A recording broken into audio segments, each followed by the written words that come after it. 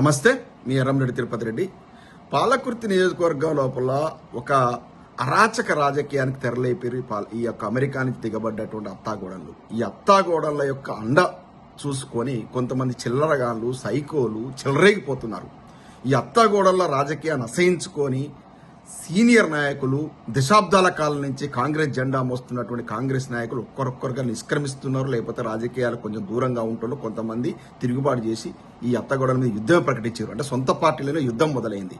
ప్రముఖంగా తీసుకుంటే కాకిరాల హరిప్రసాద్ గారు అయితేనేమి, కిషోర్ రెడ్డి గారు అయితేనేమి, అదేవిధంగా పెద్ది కృష్ణమూర్తి గారు, నిరంజన్ రెడ్డి, ఇట్లాంటి వీళ్ళంతా కూడా సీనియర్ నాయకులు, దశాబ్దాల కాలం నుంచి కాంగ్రెస్ జెండా మోసిన వాళ్ళు.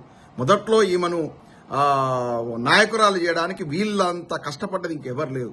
లాస్ట్కి ఎమ్మెల్యే, ఈమె కోడల్ని ఎమ్మెల్యేని చేసిన తర్వాత ఎవరైతే ఈమెను పల్లకి మీద పెట్టుకుని మోసిర్రో, వీళ్ళిద్దరు నాయకురాలను చేసిర్రో వాళ్ళని ఒక్కొక్కరు తోకలు కట్ చేయడం మొదలుపెట్టారు, ఒక్కొక్కరిని ఇబ్బంది పెట్టడం మొదలుపెట్టారు. ఇక వీళ్ళ దాటికి తట్టుకోలేక ఈమె మీద తిరుగుబాటు చేయడము, ఝాన్సీ రెడ్డి మీద, అదేవిధంగా యశస్వి రెడ్డి మీద, లేదంటే పార్టీ కార్యక్రమాలు దూరంగా ఉండడం చేయడం జరుగుతుంది. ఇటువంటి నికార్సైనటువంటి కాంగ్రెస్ నాయకులకి ఈ గడ్డి పరిస్థితి తీసుకొచ్చినటువంటి అత్తగాడలు కొంతమంది చిల్లర మూకలను, రౌడీ మూకలను, సైకోలను ఒక గ్యాంగును ఏర్పాటు చేసుకొని ఎవరు మాట్లాడితే వాళ్ళు, అంటే వీళ్ళకి వ్యతిరేకంగా ఎవరైతే వాయిస్ వినిపిస్తారో వాళ్ళని టార్గెట్ చేయడం మొదలుపెట్టారు.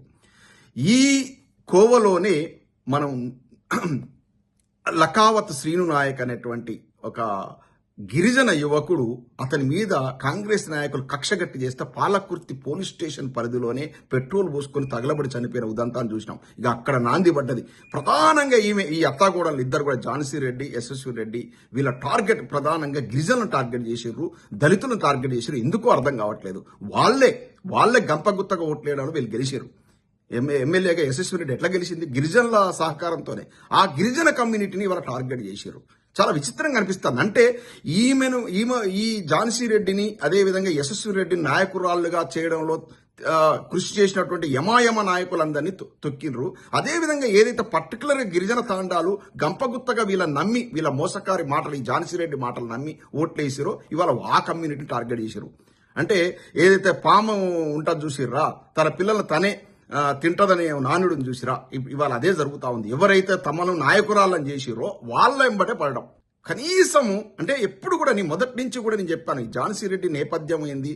వ్యాపారమే నేపథ్యము. ఆమెకు వ్యాపారం తప్ప ప్రజాసేవ అనేది తెలియదు.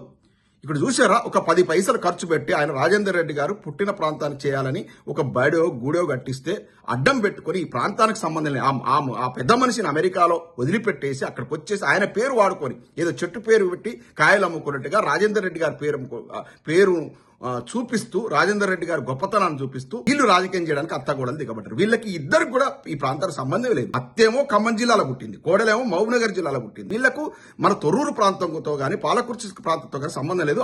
పైపెచ్చి ఎవరి పేరు చెప్పుకొని వచ్చారు? రాజేందర్ రెడ్డి గారి పేరు చెప్పుకొని వచ్చారు. రాజేందర్ రెడ్డి గారు ఇప్పుడే ఇవాళ 77-10 వయసులో పెద్ద ఆయన ఎక్కడున్నాడు? అమెరికాలో ఒంటరిగా వదిలేశారు. అతన్ని గాలికి వదిలి ఇవాళ పాలకుర్తికి వచ్చారు. పాలకుర్తి నుంచి ఎమ్మెల్యే అయిన తర్వాత వారు పాలకుర్తి ప్రజలన్నా పట్టించుకున్నారా అంటే లేదు.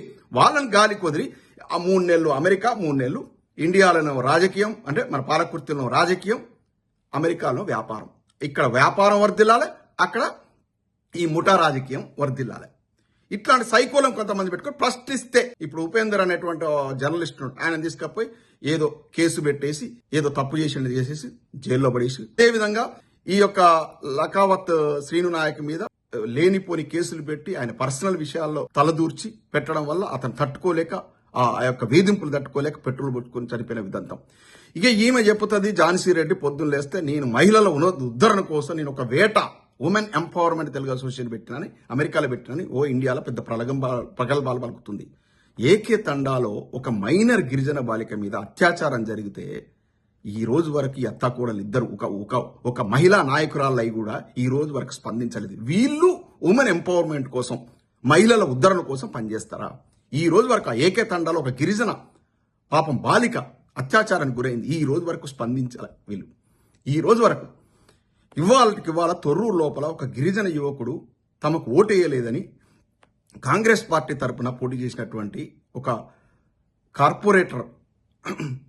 కౌన్సిలర్ అభ్యర్థి ఇలా దాడి చేసిన ఉదంతాన్ని చూస్తున్నాం. చిత్తక బాధిరండి. ఓటేయకపోతే కొడతారా?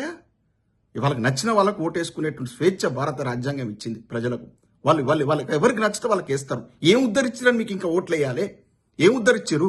గుర్తూరులో 70 ఎకరాలు ఆక్రమంగా ఫెమా యాక్ట్కి విరుద్ధంగా కొన్నటువంటి ఈ యొక్క ఝాన్సీ రెడ్డి ఆ యొక్క ఆక్రమ ఏంగా ఏదైతే కొన్నారో ఆ ల్యాండ్స్ని రెగ్యులైజ్ చేసుకోవడం కోసం ఒక చారిటీ అని పెట్టేసి, ఒక ట్రస్ట్ అని పెట్టేసి, మేము స్కిల్ సెంటర్ పెట్టి కొన్ని వేలాది మందికి మేము ఉపాధి కల్పిస్తాం, మేము స్కిల్స్ నేర్పించి వేలాది మంది ఉపాధి కల్పిస్తాం. ఎంతమందికి అసలు ఆ స్కిల్ సెంటర్ ఎక్కడుంది? గెలిచిన రోజు వేసిన ఫౌండేషన్ ఇప్పటికి ఎట్లుంది అట్లే ఉంది. అది ఎందుకు? దాని వెనుక వ్యాపార దృక్కోణం ఉంది. ఆక్రమంగా ఉన్నటువంటి ఎప్పటికైనా ల్యాండ్ పోతాయి, ఎందుకంటే ఆ కొనుగోలు చెల్లదు, ఫెమా యాక్ట్ విరుద్ధంగా కొన్నారు కాబట్టి దాన్ని సక్రమం చేసుకోవాలంటే ఒక ట్రస్ట్ పెట్టి ఒక ఫౌండేషన్ స్టోన్ వేస్తే కథం అని అనుకున్నారు.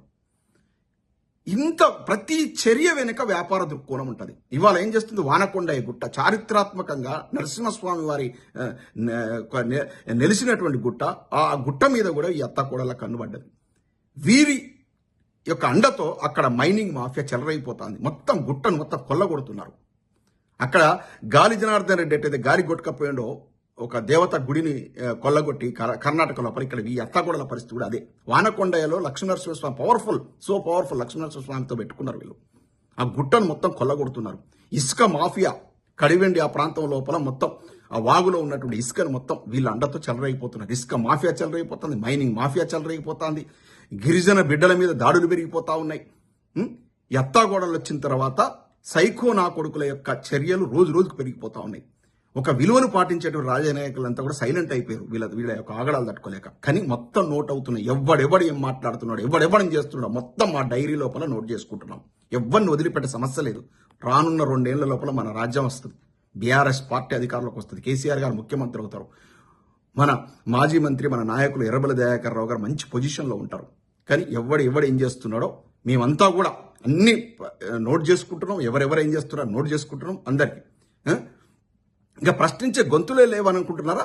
ప్రజల పక్షాన్ని నిలబడే గొంతులు లేవనుకుంటున్నారా? దయాన్న అయ్యాలా మీరు ఇద్దరు అత్తాగోడళ్ళు గెలిచిన నాటి నుంచి ప్రజలను గాలికో తిరుగుతుంటే దయాన్న రోజు క్షేత్రస్థాయి లోపల ప్రజల యొక్క మంచి చెడు చూసుకుంటూ తన వాయిస్ రేజ్ చేస్తున్నాడు. మాలాంటోళ్ళం ఎక్కడున్నా కూడా ప్రజల కోసం గొంతుకై నినదిస్తున్నావు. నువ్వు బిడ్డ నువ్వు గెలిచినావని విర్రవీగిన నెక్స్ట్ డే నుంచే మేము వాయిస్ రైజ్ చేయడం మొదలుపెట్టాం. మీ యొక్క భాగవతాన్ని మొత్తం బయట పెట్టినాం. మీ వల్ల జరిగేటువంటి నష్టాన్ని పాలకుర్తి ప్రజలు వివరించిన కాబట్టి ఇవాళ చైతన్యం వచ్చింది. ఏడు యువత ఆడ మిమ్మల్ని తరిమి కొడుతున్నారు. నేను చెప్తున్నా, ఎవరైతే వీళ్ళ అండతో ఎత్తగోడలతో చెర్రైపోతున్నారో వాళ్ళకి నేను ఒక్కడే చెప్తున్నా, వీళ్ళు ఓడిపోయిన మరుక్షణం సూట్ కేసులు దొరుకుని అమెరికాలో పడదు. గెలిస్తేనే ఉండట్లేరు అక్కడ. 3 నెలలు అక్కడ 3 నెలలు ఇక్కడ ఉంటున్నారు. ఒక్క క్షణం కూడా అక్కడ ఉండరు. వీళ్ళని నమ్ముకొని కనుక మీ విధ్వంసాలు ఈ యొక్క గిరిజన యువకుల మీద, దళిత యువకుల మీద దాడులు చేసుడు ఇవన్నీ ఆపకపోతే ఖచ్చితంగా చట్టరీత్యా తీసుకోవడం జరుగుతుంది. ఎందుకంటే అన్ని నోట్ అవుతున్నాయి, అన్ని నోట్ చేస్తున్నాం. ఎవ్రీథింగ్ ఎవడెవడు ఎక్కడెక్కడ మాట్లాడుతున్నాడు, ఏమేం చేస్తున్నాడు అన్ని నోట్ అవుతున్నాయి. ఒళ్ళు దగ్గర పెట్టుకొని ఉండండి. నేను చెప్తున్నా, చట్టాన్ని గౌరవిద్దాం, అందరం న్యాయాన్ని గౌరవిద్దాం, న్యాయ సూత్రాలను గౌరవిద్దాం.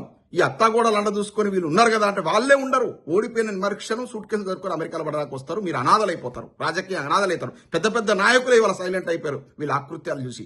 అమ్మో వీళ్ళతో ఉంటే మన భవిష్యత్తు ఆగమవుతుందని. కాబట్టి తస్మాత్ జాగ్రత్త. ఈ దాడులు ఆపండి. బీఆర్ఎస్ నాయకుల మీద, అదేవిధంగా గిరిజన దళిత యువకుల మీద దాడులు ఆపాలంటూ నేను హెచ్చరిస్తూ ముగిస్తున్నాను. జై తెలంగాణ.